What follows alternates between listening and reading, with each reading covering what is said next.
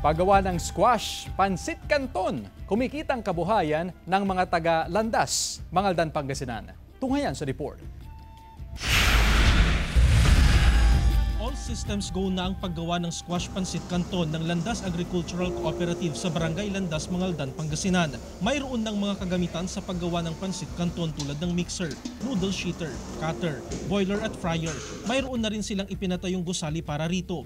Isang magandang biyaya itong maituturing ng mga miyembro ng kooperatiba at mga taga-barangay Landas, lalo't kumpleto na sa mga dokumentong kinakailangan upang magtayo ng isang pagawaan at pinapayagan na din makapagbenta. Mas maganda pong may kooperatibang isang bayan o isang barangay para lahat ng mga kapitbahay na mga yung walang trabaho ng mga nanay, mga mother, pwede silang mag-join dito na mag-apply ng trabaho para makatulong.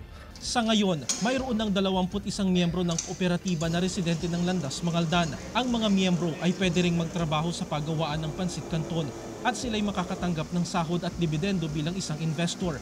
Maaari namang maging miyembro ang hindi residente ng Barangay Landas. Suportahan po ninyo para marami tayong matulungan, lalong-lalo sa mga, hindi lang sa mga miyembro ng kooperatiba, lahat ng mga kababayan natin na nangangailangan ng tulong, bakit hindi natin tutulungan kung masusuportahan nyo ang aming kooperatiba? Sa ngayon, pag-uusapan pa ng kooperatiba ang magiging presyo ng kanilang produkto na mas mura kumpara sa ibang pansit canton na kanilang ibebenta sa bayan ng Mangaldan at mga karatig bayan. Kasama si Ron Alister Tanyedo, Jarek Pasilyao, 1 North Central Luzon.